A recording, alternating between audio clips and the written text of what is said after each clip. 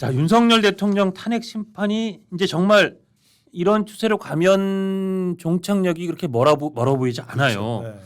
물론 원래는 이번 주에 거의 끝날 예정이었지만 아마 지금 봐서는 20일 날 원래 10차 예. 변론기를 잡았지 않습니까? 예, 예. 그것도 안 잡으려던 헌재가 지금 사실은 여러 가지 여론이나 헌재의 불공평, 헌재의 막 조급한 몰아붙이는 헌재에 대한 비판이 많다 보니까 좀 영향을 분명히 받은 것 같아요. 그래서 그런 것 같아요. 한덕수 총리, 그다음에 홍장원 국정원 1차장은 다시 한번 더 부르고, 그다음에 조지호 경찰청장은 사실은 지금 암투병 시한부 인생이란 말까지 어쨌든 뭐 다시 했는데 그 20일 날이 지금 대통령의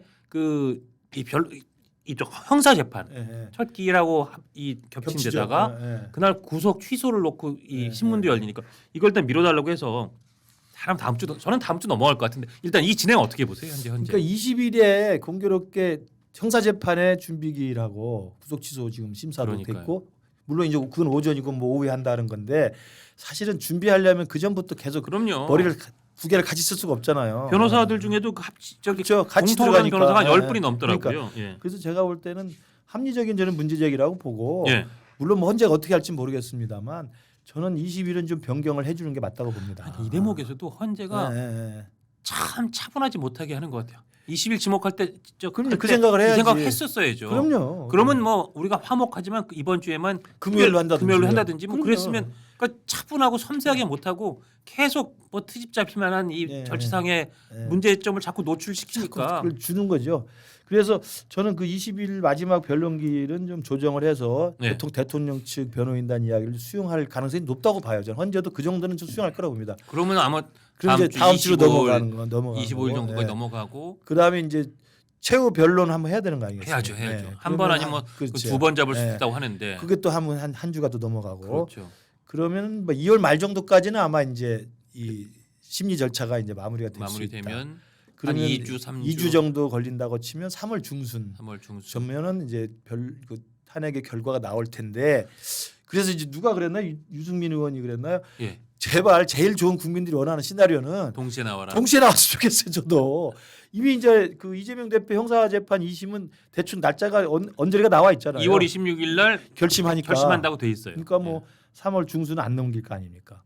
그러니까 그 언저리에 저는 탄핵의 결과도 같이 나오면 조금 이 혼탁한 세상이 조금 더 좀 마무리가 일찍 되지 않을까 싶은데 모르겠습니다. 봐야 될 것 같아요. 그러니까 이게 뭐 헌법재판소하고 서울고등법원의 이 재판관 판사들이 이렇게 짜고 할 수는 없는데 저는 이게 워낙 국민들의 이 관심이나 국민들의 이 에너지나 막 끌어오르는 이런 여러 가지 여론이 있는 상황이니까 좀 이심전심으로 좀 이렇게 맞춰주는 게 그 비슷한 이야기를 저도 들은 게 우리 앵커께서 뭐 더 법조 쪽에 이제 채널이 많으시겠지만 헌재가 지금 워낙 수세에 몰려가지고 욕을 많이 먹잖아요.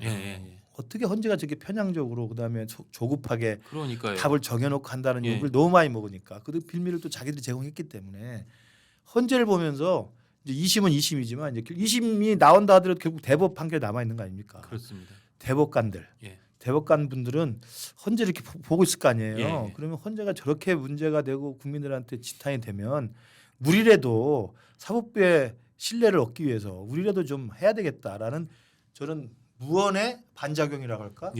또는 서로 암묵적인 저는 그런 게 있을 수 있지 않을까? 그러니까 예를 들면 이제 3월 중순에 2심이 유죄로 나왔다고 쳐요. 그러면 이제 탄핵도 그때 결론이 났다고 치고 인용이 된다고 치면 가정하고 60일 이내에 이제 대선 시간표대로 가는 거 아니겠습니까? 그렇죠. 그러면 지금 이대로라면 어찌됐든 이재명이 민주당의 후보가 될 거예요. 그렇죠. 그리고 후보가 등록되고 뭐 선거운동 열심히 할 거 아닙니까? 그럼 대법원 언제 열리는 건 대법관들 마음이잖아요. 그렇잖아요. 그러면 이 상황에서 2개월을 끌지 3개월을 끌지 사실은 그 상황에서도 헌재가 일방적으로 치우친 결정을 했다는 국민적인 불신이 있다면 대법원이라도 그러면 그래도 형평성을 맞춰서 대법 판결이라도 좀 일찍 내자. 혹시 그러지 않을까? 저는 그래서 그게 상당히 희망회로인데 안 됩니까? 그게 이재명 대표가 저번에 어디 그 김어준 방송에 나와서 5월달까지 절대 안 나와 자신했던 게 아주 테크니컬하게 3월 12일에 만약에 정말 선고가 됐다고 쳐도 상고장을 이제 우리 양쪽에서 상고할 거예요. 일주일. 그다음에 그것도 2심이니까 2심에 3심으로 이렇게 심급 옮기는 거 그것도 한 2, 3일 걸리고 또 송달에도 이제 며칠 또 아마 이재명 대표가 또 폐문부제 뭐 끌 수 있는 거 그러니까 폐문부까지는 안 해도 일단 채울 건 다 채울 거란 말이에요. 상고 이유서를 또 20일 이내에 20일을 다 채울 거란 말이다. 그다음에 그럼 또 상고 이어서가 저쪽 검찰도 상고할 거예요. 그러면 답변서로도 10일이 되니까 이걸 이재명 대표 측 변호인들이 꽉꽉만 채워도 이거로만 한 2달 가까이 40일, 가버려. 한달 반은 가네. 45일이 가는 거예요. 그러면 이를테면 3월 12일에 선고가 났다고 쳐도 제일 빠른 게 3월 12일인데 역시 저보다는 그쪽이 채널이 많으시네. 아니 그러다 보니 이재명 대표가 그날 왜 이렇게 자신감 있게 얘기했냐. 아무래도 지금 스케줄거나 나오면 대선 전에 대법 선고는 죽어도 안 나와. 안 나온다. 그건 내가 할 수 있어. 이 생각을 하는 거죠. 그러니까 대법원에서 만약에 선고 유소를 20일 내에 하는 거를 일주일 내에 대해서 그럴 수는 없거든요. 그렇죠. 내겠어요? 그렇죠. 이재명 대표 변호인들이 20일 내에 내라는 거를 한 열흘에 내겠어요? 그러니까 절대 안 내죠. 무슨 제가 뭐 이재명 대표 개인에 대해 억하심정에서 이런 이야기를 희망회로를 돌린 게 아니라 예. 만약에 정말 우리 앵커님 말대로 현실적으로 지금 일정상 불가능하고 이재명 대표 측은 최대한 그걸 활용할 거기 때문에 그러니까요. 만에 하나 5월 대선으로 잡힐 경우에는 대선 전에는 이재명 대표에 대한 대법 확정 판결이 안 나온다고 치면 그러면 이 나라가 어떻게 될지 걱정돼서 저도 그런 그 거예요. 말씀이, 저도 그 말씀이 저는 제가 그래서 이재명이 싫어서가 아니라 저는 사실 이재명 대표 조금 싫기도 정말 한데 이 나라 걱정 때문에 상관없이 그런 거야. 저도 예. 그렇기 때문에 저는 사실은 이게 3월 12일이나 19일 날 저 2심 저 선고가 나올 텐데 아까 말씀드린 것처럼 여기서 40일, 45일이면 기본방으로 간단 말이에요. 그러면 이게 아무리 늦어도 빨라도 5월 말이나 돼야 뭐 대법원이 정말 딱 열심히 하려고 해도 5월 말이라면 저는 사실은 헌재가 헌재를 좀 늦추는 수밖에 아니, 헌재가 사실은 왜냐면 4월 18일 날 네. 저 문영배 임선 두 재판관이 퇴임하는 것 그 때문에 전에 말하면 되잖아. 그 전에 말하면 되잖아요. 그러면 그럼요. 사실은 그럼요. 대통령이 하겠다는 얘기, 대통령이 네. 하는 증인들, 네. 대통령 측이 하는 이 좀 더 들어주고 좀 더 평의 과정 거쳐서 한 3월 말이나 4월 초에 내도 아무 문제 없거든요. 아무 문제 없어요. 그러면 얼추 그럼 이게 한 6월 달쯤에 이렇게 딱 그 교집합이 생겨서 정말 대법원에서 이재명 대표가 보니까 이 정도 갖고는 출마를 우리가 못 막겠네.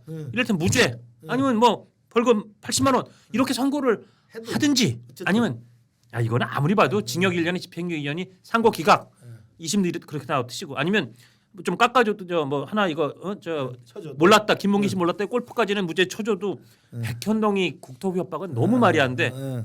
1,500만 원. 이거는 최소한 국민들이 그거는 보고 나서 그러니까. 투표하게 해줘야 되는 거죠. 이게 사실은 사법부가 세금을 이렇게 많이 내고 사법부에 대해서 그래도 아직까지 신뢰를 많이 보내는 국민들한테 해줄 수 있는 최소한의 예의 아니에요. 그러니까 저는 이제 그 법조 문외한 입장에서 국민들 심정에서 보면 헌재가 저렇게 무리수를 두면서 급하게 하면 그 헌재라고 하는 사법부에 대한 불신을 완화하기 위해서도 균형을 맞추기 위해서도 대법원에서는 좀 할 거라고 생각하는 막연한 기대가 있었는데 아니 사실은 들어보니까 그런 시나리오도 있죠. 그래서 지금 네. 법원이든 이걸 어떻게든 빨리 결정을 내리겠다 하는데 이게 물리적인 한계가 있는 거예요. 물리적인 한계가. 정말 진짜 우리가 그 걱정하는 게 제가 두차 말씀드린다만 이재명 대표 개인에 대한 제가 무슨 그 반감이 아니라 반감도 물론 있습니다만 이 나라가 걱정이 되는 거예요. 그렇게 해서 그 상태에서 만에 하나 대통령이 돼 보세요. 돼서 당선이 돼 보세요. 그다음 이 나라는 어떻게 할 겁니까? 두 쪽으로 딱 갈려가지고 대통령으로 인정하지 않는 세력과 대통령이라고 우기는 세력 사이에 사실은 전쟁 상태가 될 텐데 임기 첫날부터 그러니까. 5년 내내 이 무서워할 것 같아요.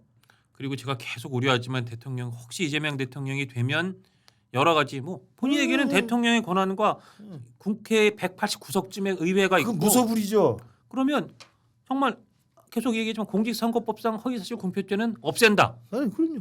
법안 통과시키면 되는 거죠. 통과시키면 끝이에요. 그럼요. 그리고 지금까지 기소한 거 예를 들어서 정치 검찰에 의한 탄압 해소에 관한 특별법을 제정해서 지금까지 정치 검찰이 했다고 하는 이런 대정동 이거는 다 연속 판결한다는 법을 해도 막을 방법이 없는 방법이 거죠. 없어요.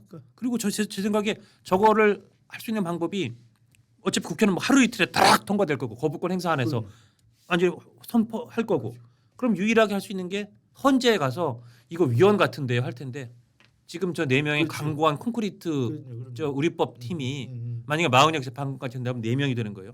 4명의 우리법 팀이 한 명이라도 손 안 들어 4명이 반대하면 위원 안 되는 나와요. 거죠. 위원 안 나와요. 6개가 나와야 되는데. 그러면 정말 대한민국의 모든 일을 다 마음대로 할 수 있는 게 지금 되는 우리가 거거든요. 이제 트럼프 대통령 다시 돌아와서 그걸 받지 않습니까? 그러니까 정말 입법부와 행정부까지 동시 장악한 절대 권력의 대통령이 만약 이재명이 당선이 되면 나올 게고 그러면 이분이 앞으로 지금까지 살아왔던 인생이나 했던 말이나 말바꾸기나 아니면 그 권력에 대한 그 교활한 욕구라고 할까요?